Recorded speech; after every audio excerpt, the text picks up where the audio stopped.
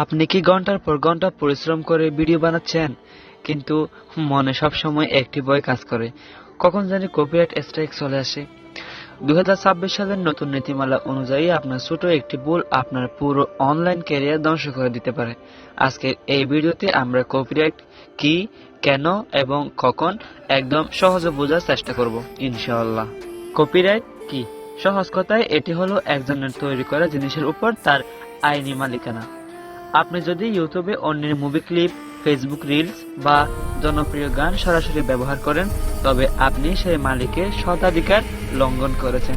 এখনকার smart algorithm ভিডিওর প্রতিটি ফ্রেম এবং মিউজিকের প্রতিটি বিট সহজেই শনাক্ত করতে পারে।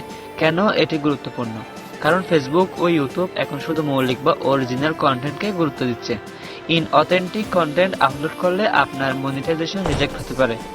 এমনকি ফেসবুক পেজ বা আইডির রিচ কিন্তু একদম জিরো হয়ে যেতে পারে। কখন কপিরাইট কার্যকর হয়?